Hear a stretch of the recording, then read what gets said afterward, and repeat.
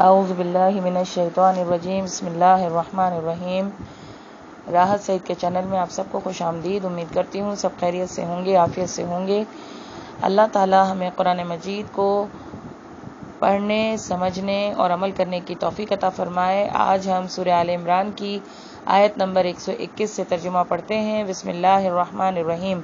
اے پیغمبر صلی اللہ علیہ وسلم، مسلمانوں کے سامنے اس موقع کا ذکر کرو جب تم صبح سویرے اپنے گھر سے نکلے تھے اور احد کے میدان میں مسلمانوں کو جنگ کے لیے جا بجا مامور کر رہے تھے۔ اللہ ساری باتیں سنتا ہے اور وہ نہایت باخبر ہے۔ یاد کرو جب تم میں سے دو گروہ بزدلی دکھانے پر آمادہ ہو گئے تھے، حالانکہ اللہ ان کی مدد پر موجود تھا اور مومنوں کو اللہ ہی پر بھروسہ رکھنا چاہیے۔ آخر اس سے پہلے جنگ بدر میں اللہ تمہاری مدد کر چکا تھا، حالانکہ اس وقت تم بہت کمزور تھے، لہٰذا تم کو چاہیے کہ اللہ کی ناشکری سے بچو۔ امید ہے کہ اب تم شکر گزار بنو گے۔ اے نبی صلی اللہ علیہ وسلم، یاد کرو جب تم مومنوں سے کہہ رہے تھے، کیا تمہارے لیے یہ بات کافی نہیں کہ اللہ 3000 فرشتے اتار کر تمہاری مدد کرے؟ بے شک اگر تم صبر کرو اور خدا سے ڈرتے ہوئے کام کرو تو جس آن دشمن تمہارے اوپر چڑھ کر آئیں گے، اسی آن تمہارا رب 3000 نہیں 5000 صاحب نشان فرشتوں سے تمہاری مدد کرے گا۔ یہ بات اللہ نے تمہیں اس لیے بتا دی ہے کہ تم خوش ہو جاؤ اور تمہارے دل مطمئن ہو جائیں۔ فتح و نصرت جو کچھ بھی ہے اللہ کی طرف سے ہے، جو بڑی قوت والا اور دانا و بینا ہے، اور یہ مدد وہ تمہیں اس لیے دے گا تاکہ کفر کی راہ چلنے والوں کا ایک بازو کاٹ دے یا ان کو ایسی ذلیل شکست دے کہ وہ نامرادی کے ساتھ پسپا ہو جائیں۔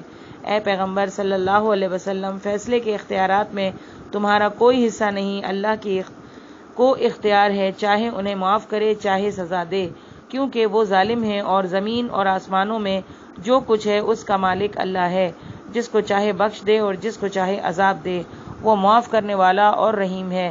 اے لوگوں جو ایمان لائے ہو، یہ بڑھتا اور چڑھتا سود کھانا چھوڑ دو اور اللہ سے ڈرو۔ امید ہے فلاح پاؤ گے۔ اس آگ سے بچو جو کافروں کے لیے مہیا کی گئی ہے، اور اللہ اور رسول صلی اللہ علیہ وسلم کی اطاعت کرو۔ توقع ہے کہ تم پر رحم کیا جائے۔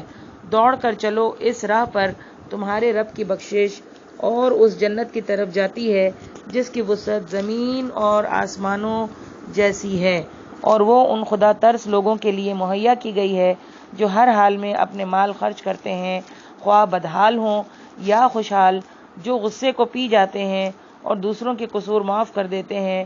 ایسے نیک لوگ اللہ کو بہت پسند ہیں، اور جن کا حال یہ ہے کہ اگر کبھی کوئی فحش کام ان سے سرزد ہو جاتا ہے یا کسی گناہ کا ارتکاب کر کے وہ اپنے اوپر ظلم کر بیٹھتے ہیں تو مان اللہ انہیں یاد آ جاتا ہے اور اس سے وہ اپنے قصوروں کی معافی چاہتے ہیں، کیونکہ اللہ کے سوا اور کون ہے جو گناہ معاف کر سکتا ہو، اور وہ کبھی دیدہ و دانستہ اپنے کیے پراسرار نہیں کرتے۔ ایسے لوگوں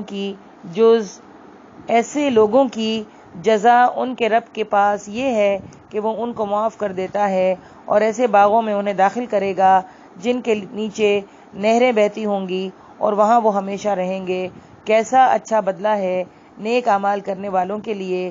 تم سے پہلے بہت سے دور گزر چکے ہیں، زمین میں چل پھر کر دیکھ لو کہ ان لوگوں کا کیا انجام ہوا جنہوں نے اللہ کے احکام و ہدایات کو جھٹلایا۔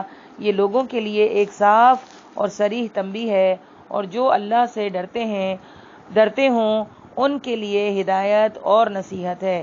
دل شکستہ نہ ہو، غم نہ کرو، تم ہی غالب رہو گے اگر تم مومن ہو۔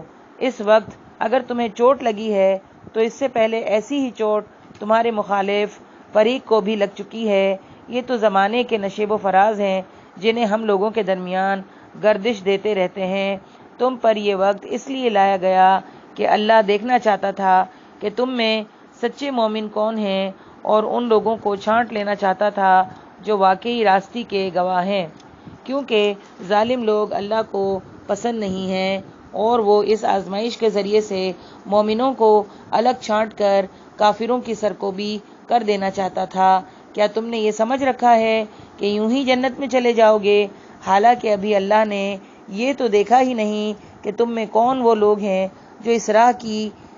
جو اس کی راہ میں جانیں لڑانے والے اور اس کی خاطر صبر کرنے والے ہیں۔ تم تو موت کی تمنائیں کر رہے تھے، مگر یہ اس وقت کی بات تھی جب موت سامنے نہ آئی تھی۔ لو اب وہ تمہارے سامنے آ گئی اور تم نے اسے آنکھوں دیکھ لیا۔ محمد صلی اللہ علیہ وسلم اس کے سوا کچھ نہیں کہ بس ایک رسول ہیں۔ ان سے پہلے اور رسول گزر چکے ہیں، پھر کیا اگر وہ مر جائیں یا قتل کر دیے جائیں تو تم لوگ الٹے پاؤں پھر جاؤ گے؟ یاد رکھو، جو الٹا پھرے گا وہ اللہ کا کچھ نقصان نہ کرے گا، البتہ جو اللہ کے شکر گزار بندے بن کر رہیں گے انہیں وہ اس کی جزا دے گا۔ کوئی ذی روح اللہ کے اذن کے بغیر نہیں مر سکتا۔ موت کا وقت تو لکھا ہوا ہے۔ جو شخص ثواب دنیا کے ارادے سے کام کرے گا اس کو ہم دنیا ہی میں سے دے دیں گے، اور جو ثواب آخرت کے ارادے سے کام کرے گا وہ آخرت کا ثواب پائے گا، اور شکر کرنے والوں کو ہم ان کی جزا ضرور عطا کریں گے۔ اس سے پہلے کتنے ہی نبی ایسے گزر چکے ہیں جن کے ساتھ مل کر بہت سے خدا پرستوں نے جنگ کی۔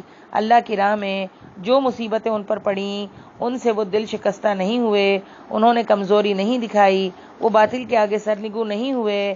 ایسے ہی صابروں کو اللہ پسند کرتا ہے۔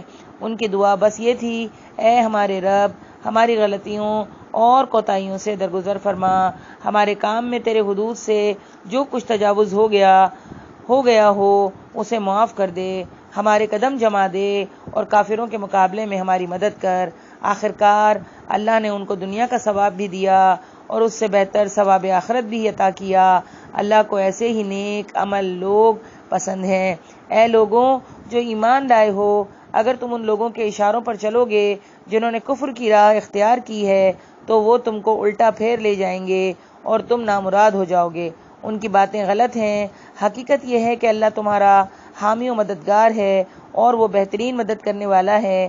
ان قریب وہ وقت آنے والا ہے جب ہم منکرین حق کے دلوں میں رعب بٹھا دیں گے، اس لیے کہ انہوں نے اللہ کے ساتھ ان کو خدائی میں شریک ٹھہرایا ہے، جن کے شریک ہونے پر اللہ نے کوئی سند نازل نہیں کی۔